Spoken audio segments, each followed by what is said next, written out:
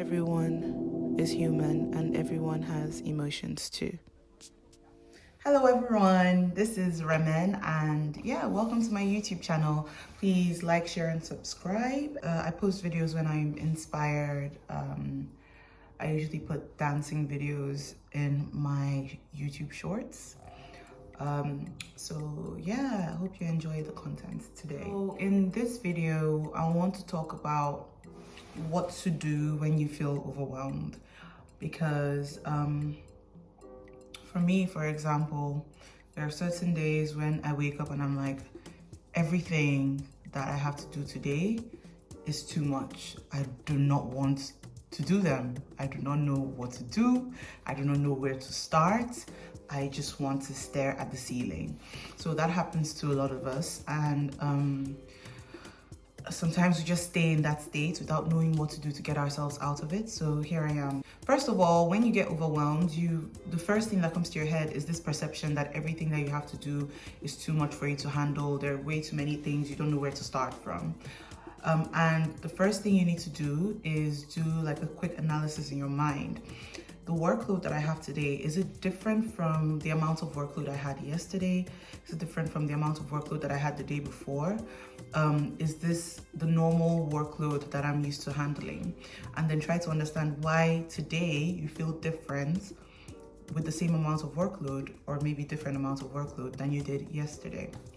So within the self-analysis that you're doing, I would like you to also ask yourself questions like, have I allocated some time within the last week, within the last month to indulge in my hobbies? What are my hobbies in the first place? What are the things that make me feel happy, make me feel euphoric? When was the last time I journaled about how I feel?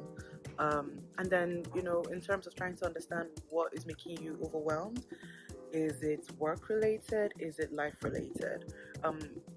Are there any solutions that you can think of at the moment to help you solve those problems? And if you cannot think about any solution at the particular time you're thinking about this, the fact that you've already thought about it and you've already done a little brainstorm before going through to the next steps will help you while you are disconnecting in this way to subconsciously at the back of your mind try and figure out how to help yourself feel better over time.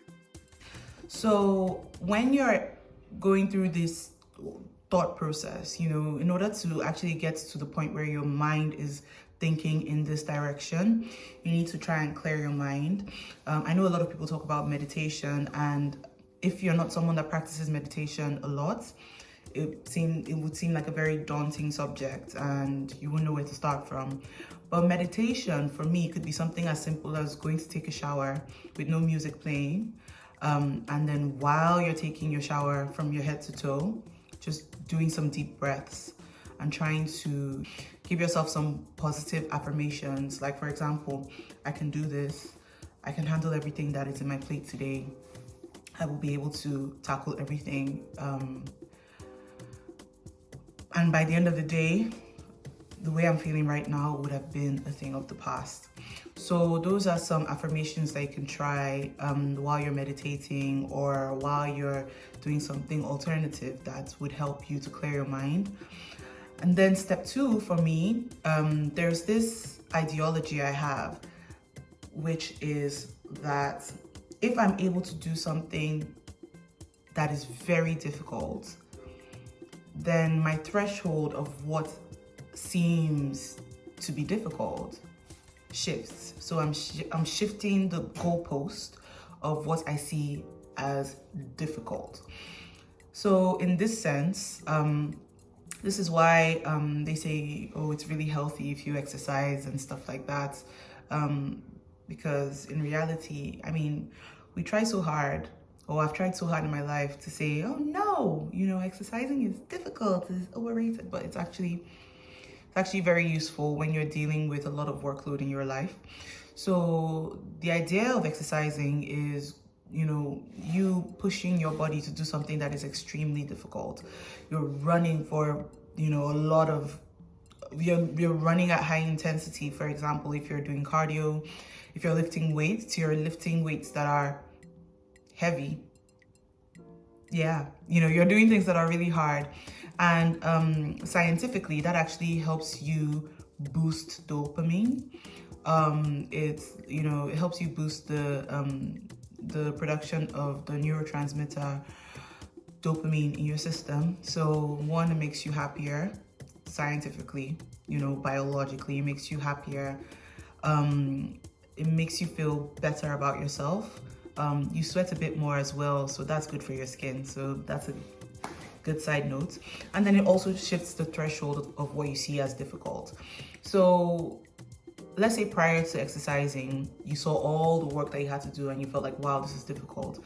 After you exercise and do, you know, something that is like high intensity, and you come back to the workload that was right in front of you, you would realize that it's not as difficult as you thought, because you've already done something right now or just now that was highly intense physically, highly difficult physically.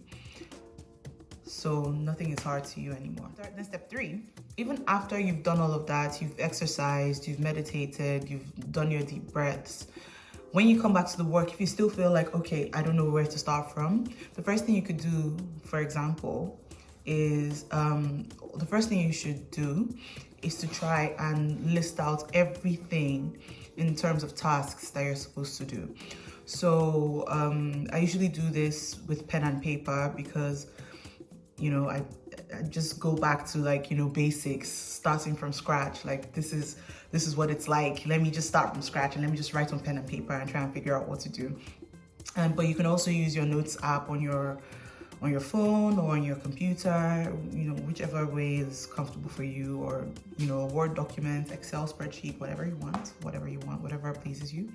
So you would write down all the tasks that you have to do, you know, number them 1, 2, 3, 4, 5, 6. You don't need to prioritize them in terms of, you know, you don't need to prioritize them in terms of like what's urgent and what's not. Just write everything you need to do. And there's this really interesting trick that I also add. I also add things that I need to do in my personal life as well. So for example, breathe will be task number 1. Task number 2, write a to-do list. Then task number 3 will be the actual tasks. So sometimes that helps me to feel like, oh, you know, if I cross out the fact that I'm breathing and I cross out the fact that I have actually written out this to-do list, then that's already 2 tasks off my to-do list. So it makes you already feel like, wow, I'm already being productive already. So, you know, what was I afraid of? So I can do all of this. If after doing all of this, you still feel overwhelmed, you still feel like you cannot physically do anything that day, then sleep, close your notepad, close everything, forget everything, switch off your phone, sleep, and come back to it tomorrow. So those are the things you can do to tackle feeling overwhelmed. So I hope this video was able to help someone. Like I said, please like, share, and subscribe. I will be posting more videos when I am inspired, which means next time. But yeah, I hope you have a lovely, lovely, lovely day, week, or month ahead of you. And yeah, speak soon. Bye.